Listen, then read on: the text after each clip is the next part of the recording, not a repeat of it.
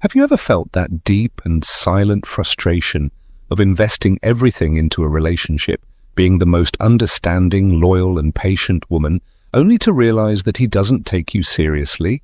You know that painful feeling of being treated like a convenient option, like a safe harbor he can always return to, but never like an irreplaceable priority, like the one woman a man fears losing more than anything else in the world. It's a wound that many women silently carry within.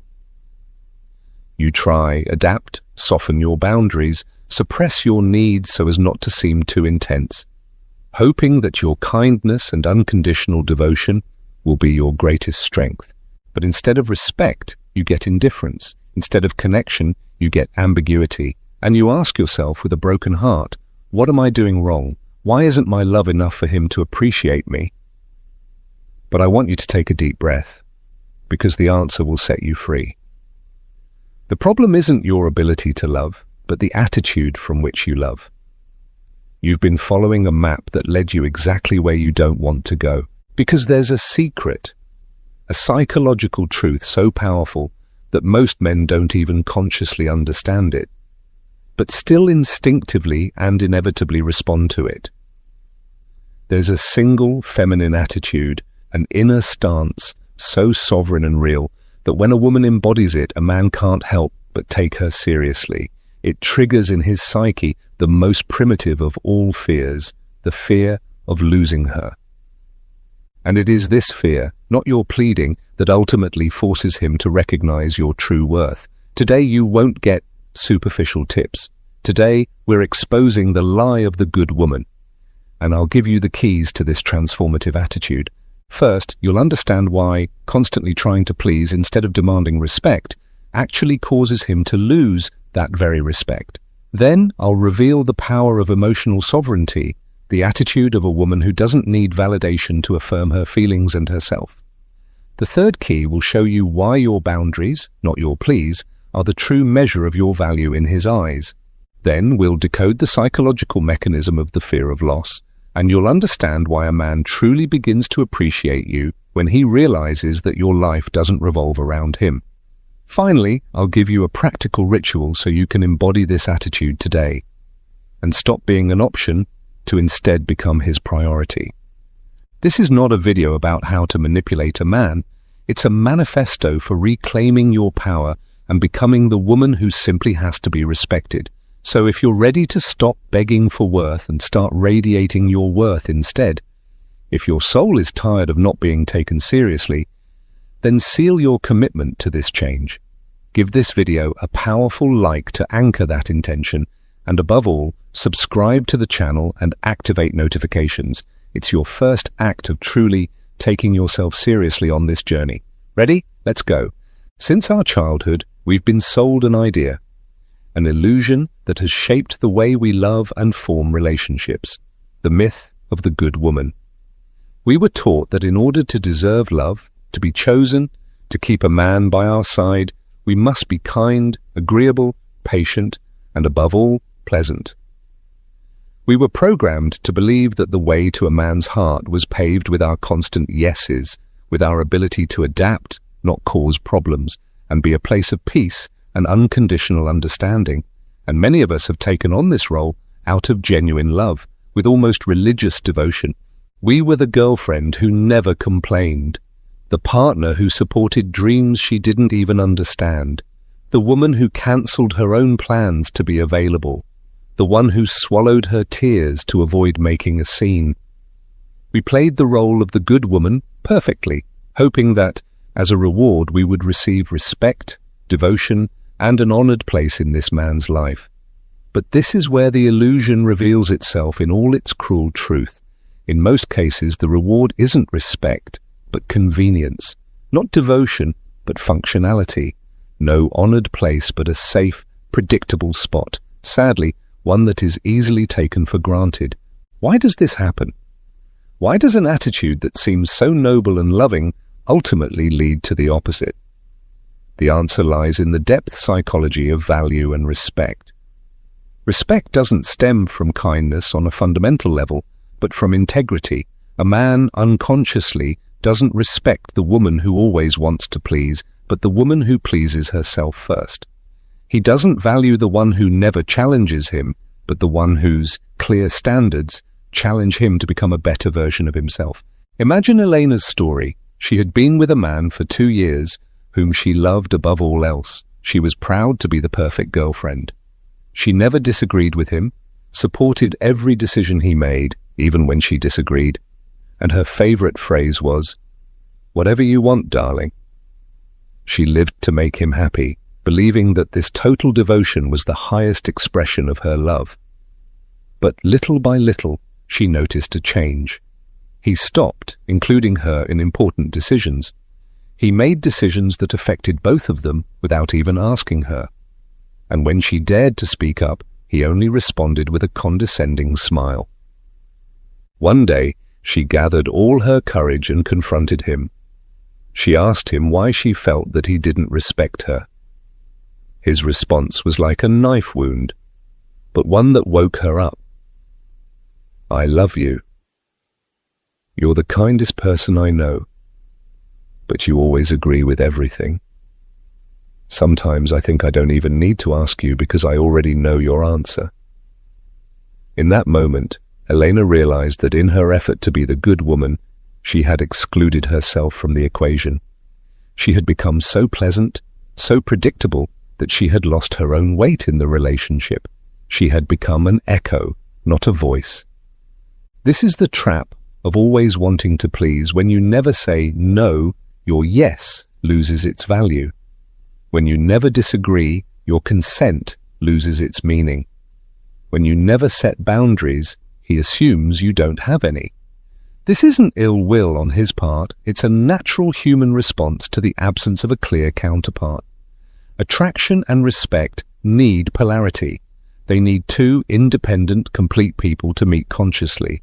When you dissolve into him, when you become an extension of his desires and opinions, this polarity collapses. You stop being the fascinating woman he once met and become a convenient appendage to his life. And convenience, my dear soul, is the silent death of respect and admiration.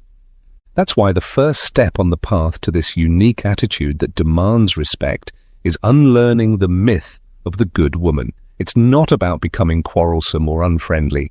ChatGPT said it's about allowing yourself to be real. It's about understanding that your value doesn't lie in how pleasant you are for him, but in how loyal you remain to yourself. Your opinion matters. Your needs are legitimate. Your no is as sacred as your yes. When you begin to live this truth, your aura changes. You stop coming across as someone seeking approval and start radiating that you already possess it, your own. And now, having uncovered the illusion that kept you in a state of devaluation, we are ready to lay the first cornerstone of true inner strength. In the next section, you will discover the secret of emotional sovereignty and understand why a woman who doesn't need male validation to affirm her feelings becomes a source of inexplicable attraction and power for a man. Once you've left behind the illusion of the good woman, the next step in building this irresistible attitude lies in one of the most radical acts of inner strength, reclaiming your emotional sovereignty. What does that mean? It means that you stop seeking permission, approval, or agreement from him to feel what you feel. You become the sole and absolute authority over your own emotional world. Most women have, often unconsciously, been conditioned to externalize their emotional barometer. They feel a flare of anger, but before they acknowledge it, they glance to the side. Will he accept it? Will he get angry? Is it too much? They feel sadness but suppress it, so they don't appear dramatic or needy. They experience joy over a personal success but downplay it, so they don't come off as arrogant or hurt his ego. They live in a state of constant self-censorship, adjusting their emotional truth to what they think he wants or can tolerate. And this act of self-denial, my dear soul, is a massive loss of personal power. The woman who embodies emotional sovereignty lives by a completely different principle. She knows her feelings belong to her. They are valid by virtue of their existence and don't need external judgment to be legitimate. When she's angry because a boundary has been crossed, she doesn't apologize for her anger. She expresses it calmly and clearly. When she's sad, she allows herself to linger in that melancholy, without needing to justify herself. When she's euphoric, she celebrates her success without shrinking herself. She doesn't expect him to understand her feelings. She understands them herself and honors them. Her stance isn't confrontational. It's an inviolable authenticity. Her energetic message is clear. This is what I feel. This is my truth. You can agree or not, you can understand or not, but you cannot devalue it because it belongs to me. Imagine this scene. Laura is sitting with her partner at dinner. He makes a sarcastic comment about one of her dreams in front of his friends and belittles it. In the past, Laura would have smiled awkwardly and swallowed her pain to avoid ruining the evening, but the Laura who practices emotional sovereignty doesn't. She doesn't scream, she doesn't cause a scene, she simply looks at him calmly, her smile disappears, and with cold serenity, she says, "That comment was unnecessary and hurt me. We'll talk about this later." And then he changes the subject.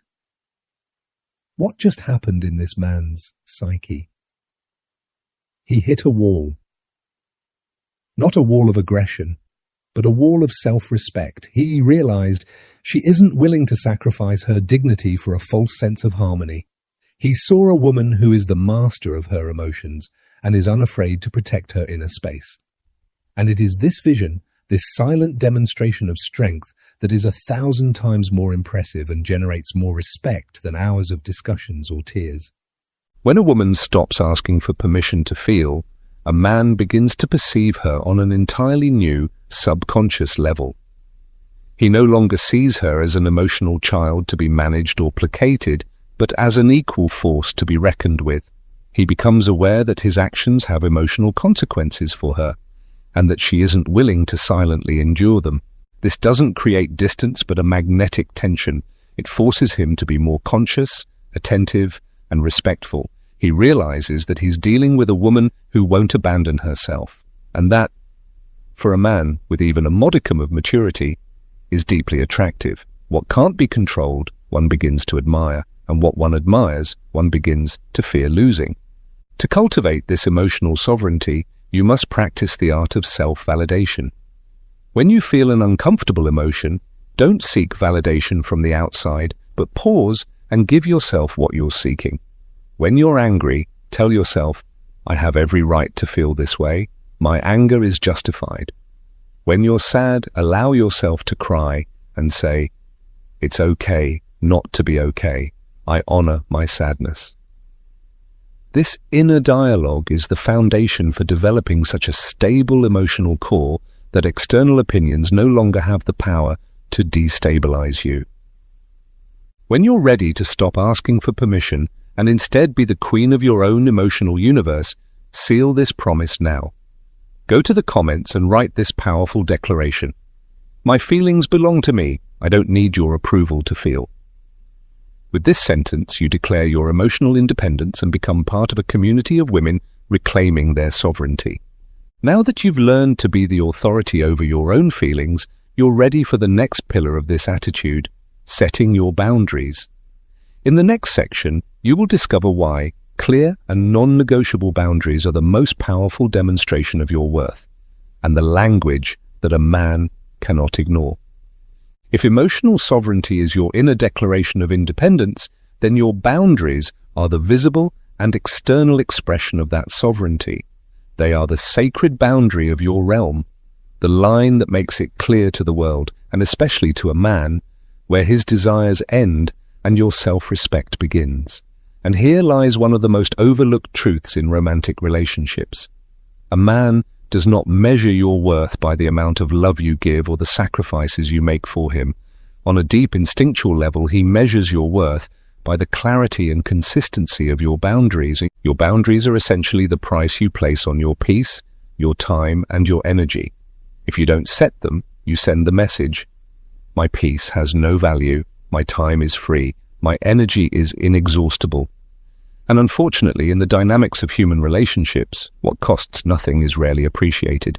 Many women confuse boundaries with conflict or selfishness. They believe that true love means having no boundaries, complete fusion, where everything is allowed and everything is forgiven. Or worse, they confuse boundaries with requests. They live in a cycle of appeals, pleas, and hopes. Could you please? Or, would you be so kind as to let me know when you're coming home later? These requests become the soundtrack of their relationship. But pleading, my dear soul, comes from a position of inferiority. It implies that the power lies with him, that you depend on his generosity to have your needs met. A boundary, on the other hand, is not a request. It is a clear statement of what you will do. When one of your boundaries is crossed, it's not about controlling his behavior, but about controlling your own. Let me give you an example that could change everything.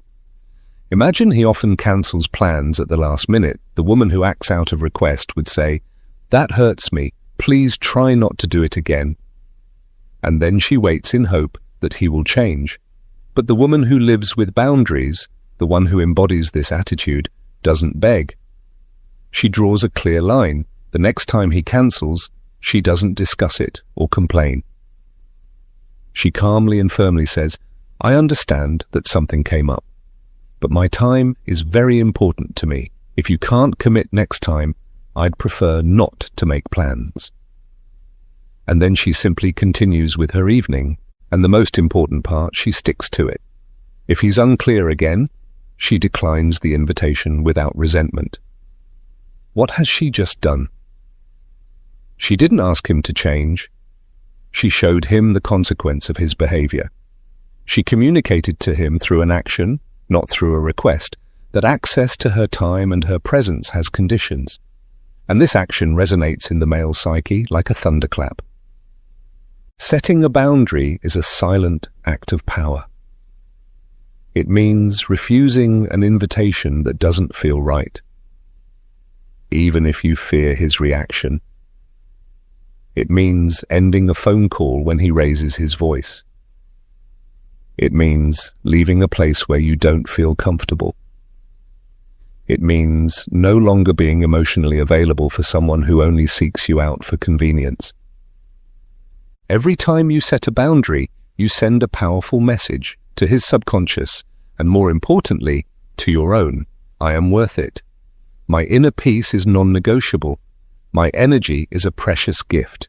And a man who encounters such sacred boundaries has two options. The immature man, who seeks control and submission, will be frustrated and likely withdraw. And that, let me tell you, is a gift. It's the natural filter that protects you from connections that would only bring you pain. But the conscious man, a man of real value, will feel something completely different. Respect, admiration, and above all, renewed attraction. Because he realizes that he's not dealing with a girl who wants to please, but with a woman who knows who she is and what she is unwilling to tolerate. Your boundaries are not walls that keep love away. They are the walls that protect your inner kingdom. And only a true king will be drawn to a well-protected kingdom. Stop asking him to appreciate you. Show him through your boundaries how much you appreciate yourself. Because your actions always speak louder than your requests. To anchor this truth in yourself, go to the comments and write this powerful declaration. My boundaries are not a request. They are the map of my self-respect. When you write this, you strengthen yourself and create a resonance field that reminds all women in this community of the immense power of their sacred boundaries. Now that you've learned to demand respect through your boundaries, you are ready to understand the final psychological principle that not only triggers respect, but also a true fear of losing you. In the next section, we'll decode the mechanism of the loss risk, and you'll understand why a man only truly grasps the worth of a woman when he deeply feels that she could live without him. We've now reached the psychological mechanism that acts as a main switch for long-term attraction and respect. It's the catalyst that transforms his comfort into urgency, his indifference into genuine interest, and his security into a healthy fear of losing you. This mechanism is called the risk of loss. And it's triggered in a man not by threats or ultimatums, but in the moment when he deeply and viscerally feels that your happiness, your fulfillment, and your world do not revolve around him. And he realizes that, even if he were to disappear tomorrow, your life, though it would hurt, would continue to be rich, alive, and meaningful. And this realization changes everything. From an evolutionary and psychological perspective, we humans are programmed to value most what we believe we could lose. What is constant, safe, and guaranteed is often taken for granted. It's the law of scarcity applied to the emotional field.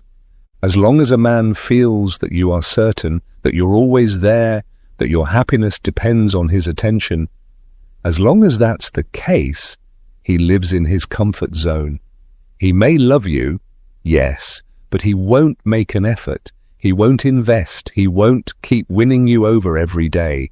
Why should he? There's no risk. He gets all the benefits of your closeness without having to pay the price of effort or commitment. But the moment this certainty starts to crumble, his entire system wakes up. This unique attitude we've built, emotional sovereignty, sacred boundaries, these are not isolated actions. They are ongoing proofs that you are the sun of your own universe.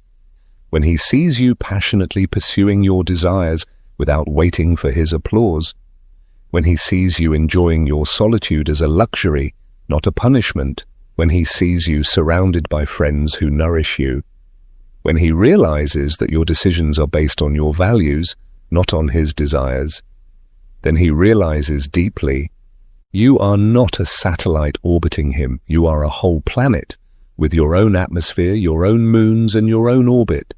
And if he wants to be part of your orbit, then he must also be a light body, contributing something, not a black hole that only takes. I remember the story of Marcus, a man who admitted that the woman who most shaped him was the one who never made him feel that she needed him. Other women, he said, made me the center of their universe, and at first that felt flattering, but later it became a burden. I felt the pressure to always make them happy, but with her it was different. She had her career, her hobbies, her circle of friends. Sometimes I wanted to see her, and she would say, without a second thought, I can't today. It's my evening for myself. She didn't say this to punish me. It was simply her truth. And every time she did this, I didn't feel anger, but a sting of admiration and an irrational fear. The fear that her world was so complete that perhaps I wasn't as irreplaceable as I thought, and it was exactly this fear that made me want to be irreplaceable to her. I wanted to try harder, suggest better plans, be the man she chooses in her fascinating life, not the one she needs. Marcus's story reveals the secret. The fear of losing you doesn't arise from threats. It arises from inspiration. A man doesn't fear the woman who says, if you leave, I'll die. He fears the woman who shows him through her behavior. If you leave, I will continue to shine. And this attitude doesn't just force him to take you seriously. It also frees him from the burden of having to be your only source of happiness. It lets the relationship breathe and creates an attraction based on admiration, not dependency. He begins to see you not as someone he has to protect, but as someone he must earn every day. So the question you should ask yourself isn't, how do I show him that I love him? But how do I show myself that I love me? Stop striving to be indispensable to him. Become indispensable to yourself. Fill your life with so much meaning, joy, and your own passion that his presence is a wonderful addition, but never the condition for your fulfillment. When you embody this energy, the risk of losing you becomes real for him, not because you make him believe it, but because it's the truth. And a man who truly realizes that he could lose a woman of great value will be forced to choose. Either he steps forward, or he steps aside and watches you continue to shine from afar. In both cases, you win. Now that you've understood the psychology of value through the risk of loss, you are ready for the final step. In the next part, I'll give you a daily ritual, a tool to help you embody this royal attitude starting right now, a way to stop being an option in others' lives and become a non-negotiable priority in your own life. We've dissected the psychology, decoded the mechanisms, and understood the theory. But true transformation happens only when knowledge is embodied, when philosophy becomes habit. That's why this final key is not a concept, it's a practice. A daily ritual that I entrust to you so you can begin living the one true attitude today. It's not something you try for a week to see if it works on him. It's a promise you make to yourself for your entire life, a method to reprogram your nervous system, rebuild your self-esteem, and radiate the frequency of a woman who takes herself seriously. This ritual is called the Mirror Decree and the Sacred Calendar. And its goal is simple: stop being an option in others' lives. Become the highest priority in your own life. Part 1. The Mirror Decree. The Morning Reprogramming. Every morning, before you pick up your phone, before the noise of the world reaches you, go to a mirror. Look into your own eyes. Don't search for flaws, don't judge yourself, simply connect with the woman staring back at you. Take 3 deep breaths and then speak the following words clearly and firmly, even if it feels unusual at first, aloud. I am the sovereign of my world. My feelings are valid. My boundaries are sacred. My peace is a priority. I do not beg for love, respect, or attention. I command them through my example. Today I choose myself. Repeat this decree 3 times. Feel every word resonate in your chest. This seemingly simple act is conscious self-hypnosis. It interrupts decades of social programming that told you your worth lies outside, and installs a new operating system based on self-respect. When you look yourself in the eye, you connect your image with your inner strength, neurologically and emotionally. Part 2. The Sacred Calendar, the Daily Action. After the Mirror Decree, take your calendar, planner, or simply a sheet of paper. And before you think of others, before you check your messages, do one thing: schedule a sacred appointment with yourself for that day. It doesn't have to be something big. 15 minutes of quiet reading, 30 minutes of aimless walking, an hour of dance class, 20 minutes of coffee without interruption, whatever it is. But once you write it down, this time becomes non-negotiable. It's as important as a doctor's appointment or a meeting with your boss. Why is this so powerful? Because you are teaching your brain, through concrete action, that your time with yourself is valuable and must be protected. When you begin practicing this ritual, something magical happens. At first, it will be hard. You'll feel selfish.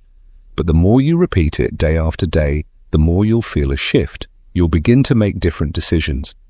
When he calls you last minute to do something that clashes with your sacred appointment, you'll be able to calmly and without guilt say, I'd love to, but I already have plans today.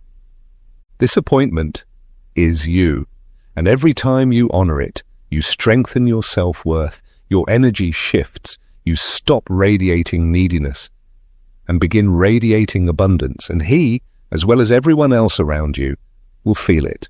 They'll notice that your life has a center that isn't him. And it is exactly this perception, as we've seen, that is the seed for deep respect and the fear of losing you. This ritual isn't meant to make him appreciate you more. It's meant to make you appreciate yourself so much that his acknowledgement loses its importance. And paradoxically, it's exactly this attitude that makes him appreciate you more than ever before. You stop being the woman who arranges her day around his call and become the woman whose day is a masterpiece she creates herself, in which he may be an honored guest, but never the architect. To anchor this ritual as a pillar of your new life, go one last time to the comments of this journey and write this sentence, this promise to yourself. My most important appointment is with myself. I am my priority. With this sentence, you not only commit to yourself, but inspire thousands of women to plan their own new beginnings, take themselves seriously, and finally become the non-negotiable priority in their own lives. And so, my dear soul, we have reached the end of our journey. Today, you didn't learn a simple trick. Today, you received the keys to an attitude that, if you have the courage to live it, can change your entire life. The way men see you, and more importantly, the way you see yourself. You've uncovered the dangerous illusion of the good woman, and realized that constantly trying to please doesn't create respect, but comfort.